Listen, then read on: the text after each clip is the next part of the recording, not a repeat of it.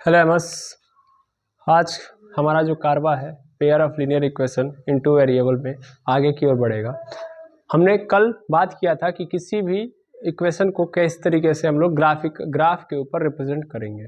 ठीक है, तो हम लोगों ने इसके ऊपर कुछ क्वेश्चन किए थे इजी वाले, लेकिन कुछ क्वेश्चन मैंने होमवर्क के रूप में दिया था, तो आपके मन में अभी भी वो डाउट है कि क्लियर करिए वो कैसे होगा। ठीक है, चलिए हम उन्हीं क्वेश्चन को आज चर्चा में लेके आएंगे और उन्हीं से हम ग्राफिकल रिप्रेजेंटेशन करेंगे और सीखेंगे अच्छे से। ठीक है, सबसे पहले मेरे पास क्वेश्चन था कि 3x + 4y = 6। ठीक है, इसको मैं इधर कर लेता हूं ताकि स्टेप टू स्टेप हम लोगों को लिखने में समझ में आए। तो 3x + 4y = 6 था। अब इसका ग्राफ बनाना है। तो हम लोगों ने कल ये सीखा था कि ग्राफ बनाने के लिए सबसे इंपॉर्टेंट चीज ये है कि हमारे पास जो वेरिएबल होने चाहिए वो दो प्रकार के होने चाहिए। एक डिपेंडेंट होना चाहिए और एक इंडिपेंडेंट होना चाहिए, यानी एक स्वतंत्र होना चाहिए और एक निर्भर। यहाँ पे इस इक्वेशन में कोई स्वतंत्र और कोई निर्भर नहीं नजर आ रहा है। सबसे पहले हमको उस फॉर्म में चेंज करना होता है। तो सबसे फर्स्ट स्टेप हम यही करते हैं। तो हम क्या करेंगे, किसी एक वेरिएबल को अकेले करेंगे। तो मैं क्या करूंगा, y वाले को ऑलवेज अकेले करता हूँ, तो y वाले को क्या कर लेता हूँ, अकेले कर लेता हूँ। ऐसा जरूरी नहीं कि मैं y को करूंगा, x को भी अकेले कर सकता हूँ, कोई दिक्कत नहीं है। चलो मैं फिलहाल में y को कर रहा हूँ। तो मैं सबसे पहले किसको हटा दूंगा, 3x को इधर भेज दूंगा। 3x इधर किस में है, प्लस में है, तो इधर आएगा 3x किस में हो जाएगा, माइनस में। हो गया। हमको y को अकेले करना है, तो y ऐसे ही रहेगा 6 - 3x अपॉन क्या हो जाएगा, क्योंकि 4 इधर मल्टीप्लाई में था तो इधर आएगा तो डिवाइड में हो जाएगा। हो गया। अब कह रहा है y तभी मैं आऊंगा जब तुम x को लेके आओगे, 3 से गुणा कर दोगे और उसे 6 में से घटा दोगे और 4 से भाग दे दोगे, तब मैं जाके आऊंगा। यानी y किस पे डिपेंड करने लगा, x पे।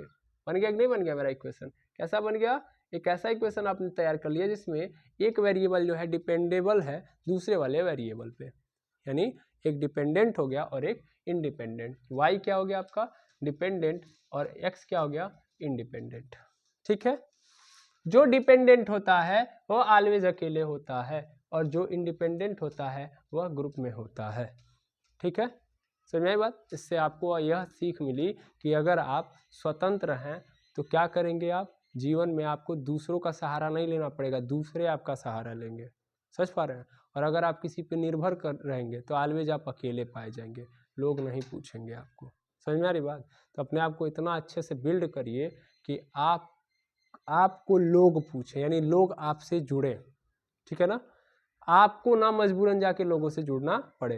तो उसके लिए क्या करना पड़ेगा, अच्छे तरीके से पढ़ाई, क्योंकि पढ़ाई शिक्षा ही एकमात्र माध्यम है अपने आप को विकसित करने का। इसके अलावा कोई ऐसा माध्यम नहीं है जो आपको डेवलप कर सकता है। ठीक है, शिक्षा ही आपको जीने का एक सही तरीका दे सकती है। चलिए 6 - 3x मिल गया। अब क्या करेंगे हम लोग, अब सिंपली ग्राफ मैंने बताया हुआ है कि यहाँ पे ऐसे एक टेबल बनाते हैं, टेबल ऐसे बनाया। अब यहाँ पे ऐसे लाइन ड्रॉ कर दीजिए, यहाँ पे x लिख दीजिए, यहाँ पे y। अब यहाँ पे x की वो वैल्यू रखिए जिसको, मतलब x की अपने मन से मान के वैल्यू रखिए जिसके कारण y की वैल्यू मिल जाए। तो हमें क्या करना चाहिए, ऑलवेज वो वैल्यूज रखनी चाहिए। अभी ध्यान से समझेंगे कि जब भी कोई भी डिवाइड करने के लिए तैयार हो, जैसे मान लीजिए नॉर्मली अगर हमारे पास होता y = 6 - 3x, तो x की हम जो भी वैल्यू पुट करेंगे, 0 भी डालेंगे तो भी हमारा आ जाएगा y की वैल्यू, और कुछ भी, मतलब कुल मिला के मैं जो ये कह रहा हूँ कि मतलब मैं x की कोई भी वैल्यू यहाँ पे पुट करूंगा तो y की वैल्यू मुझे ऑलवेज होल नंबर मिलेगी। होल नंबर मैंने पूर्ण संख्या मिलेगी। ऐसे 3/5 नहीं मिलेगी, 4/3 नहीं मिलेगी, ऐसे नहीं मिलेगी, क्योंकि ऐसे नंबर को आपको क्या बोलते हैं, ग्राफ के ऊपर रिप्रेजेंट करने में थोड़ी सी क्या हो सकती है, दिक्कत।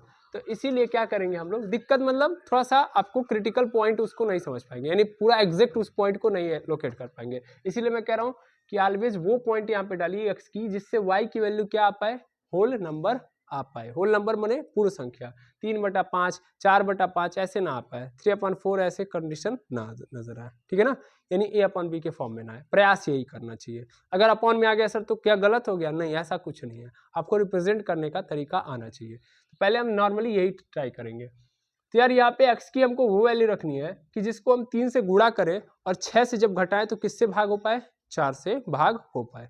तो चलो देखते हैं क्या यहाँ पे रख सकते हैं। अगर हम यहाँ पे 0 रखते हैं, x की वैल्यू मैंने क्या एज्यूम कर ली, 0, x की वैल्यू क्या डाल दी, 0।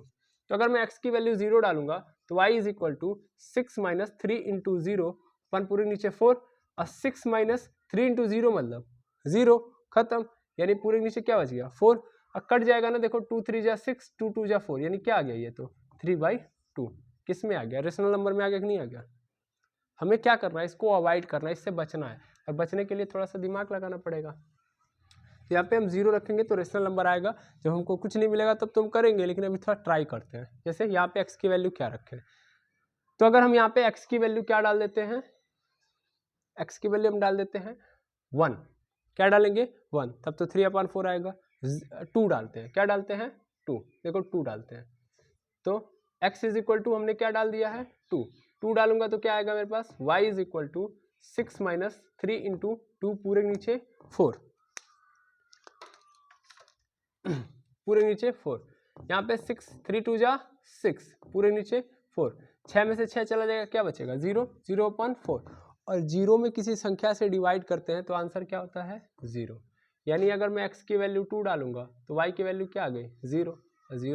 0 क्या है, अच्छा नंबर है ना, होल नंबर में आता है ना भाई, इसको आप प्लॉट कर सकते हो, तो ठीक है, अच्छा नंबर मिल गया मुझे।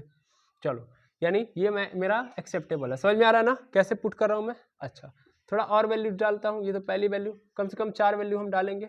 दूसरी वैल्यू देखते हैं, दूसरी वैल्यू हम डालते हैं, 2 डाल दिया, तो यहाँ पे मैं और क्या डाल सकता हूँ, 4 डालूंगा तो 4 3 12, यानी 12 में से 6 जाएगा, 6/4 आएगा, 6 नहीं कटेगा। हमको ऊपर कहीं ना कहीं हमको ऊपर क्या बनाना है, हमको ऊपर वो नंबर बनाने हैं जो 4 से कट जाए, और 4 से कटने का नियम क्या है, लास्ट में क्या होना चाहिए, 4 से कटने वाला ही होना चाहिए।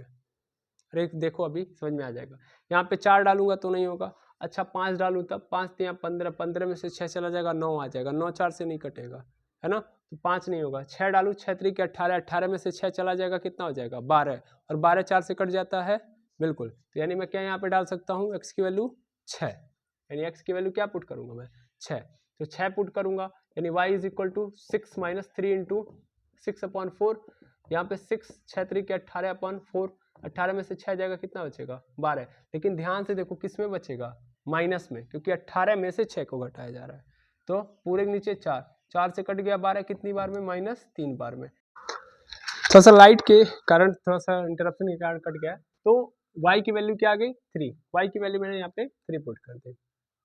अब मैं x की वैल्यू सपोज कर लो, मैं यहाँ पे अपने मन से देखो एज्यूम करो, देखो अभी मैं तुम लोगों की जैसे सोच के कर रहा हूँ कि ऐसे ऐसे हम सोच रहे हैं, ऐसे ऐसे थिंकिंग यहाँ पे डाल रहे हैं, पुट कर रहे हैं, कोई वैल्यू मिल जा रही है, ठीक है ना।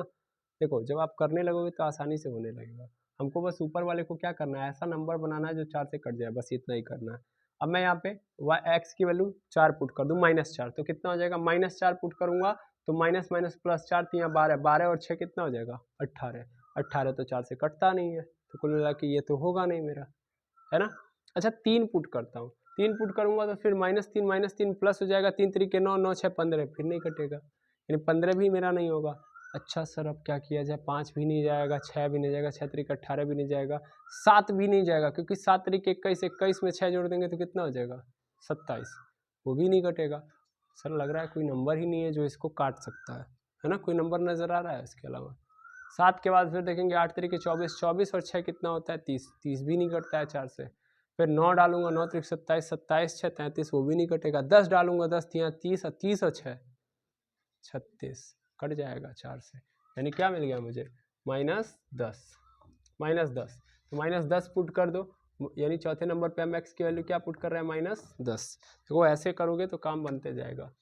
y is equal to 6 minus 3 into -10 पॉन पूरे के नीचे 4, 6 इंटू ये माइनस माइनस मिलके प्लस, बार बार इंटू कहाँ से आ जा रहा है, प्लस 3 10 जा 30 पॉन पूरे नीचे 4, 6 और 30 कितना हो गया 36/4, और 4 से 36 कट जाएगा कितनी बार में 9 बार में, तो y की वैल्यू क्या आ गई 9, यहाँ पे y की वैल्यू मिल गई 9, मिल गया।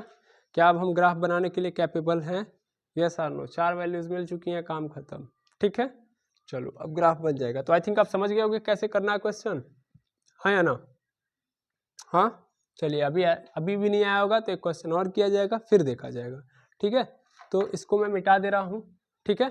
अब इसके आगे हम लोग ग्राफ बनाते हैं, क्योंकि हमने यहाँ पे टेबल में पॉइंट पूरा का पूरा फिल कर लिया है, तो हमको कोई दिक्कत नहीं है, इसीलिए हम लोग टेबल बना के करेंगे ताकि हम लोग वैल्यू फाइंड आउट कर पाए। अब देखेंगे अगर हम लोग, तो यहाँ पे ध्यान से देखेंगे, ग्राफ बनाने के लिए हमको क्या करना पड़ेगा, दो एक्सिस ड्रॉ करने हैं, एक वाई एक्सिस और एक एक्स एक्सिस ड्रॉ करने हैं। इस पे देखोगे तो ये क्या होता है, आपका ओरिजिन होता है, और ओरिजिन के इस पॉइंट पे लेफ्ट साइड में पॉजिटिव वैल्यू फिल करते हैं और राइट साइड में, सॉरी हाँ ठीक है, इधर हम क्या करेंगे पॉजिटिव वैल्यू और इस साइड नेगेटिव वैल्यू। इधर करो, पुट करो तो ये 1 हो जाएगा, ये 2, ये 3, ये 4, इधर पुट करते जाओ क्योंकि हमको बड़ा लंबा चलना है। 5, 6, 7, 8, 9, 10, इधर भी चलो तो -1, -2, -3, -4, -5, -6, -7, -8, -9, -10,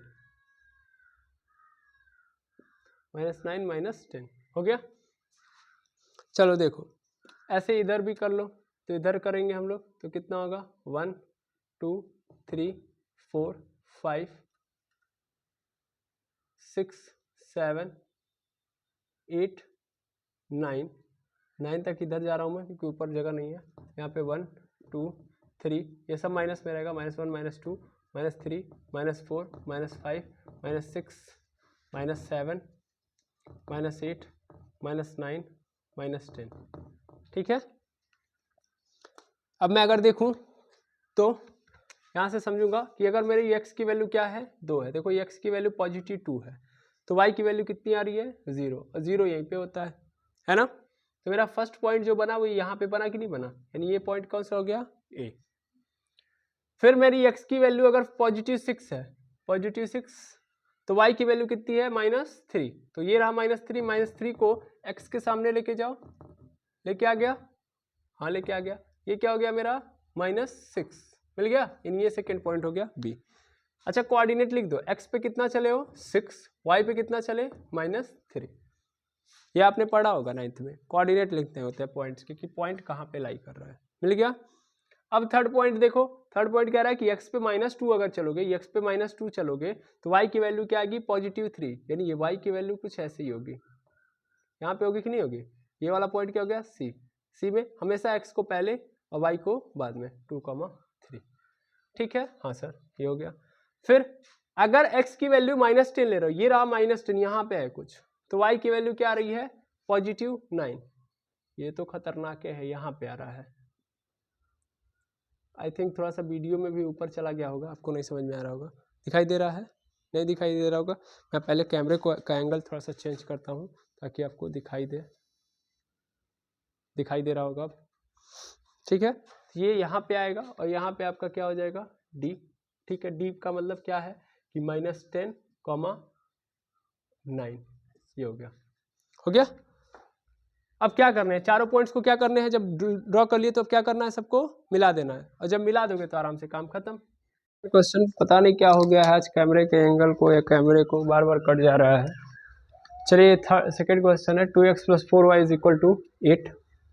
तो 2x + 4y = 8 को अगर हम देखेंगे तो फिर से वही काम करेंगे। सबसे पहले क्या बोलते हैं डिपेंडेंट एंड इंडिपेंडेंट वेरिएबल की खोज करेंगे। तो किसको हम अकेले कर लेंगे, x को अकेले कर लेते हैं, y को अकेले कर लेते हैं। तो y को अकेले करेंगे, 2x को उधर भेज देंगे, 4y = क्या हो जाएगा 8 - 2x।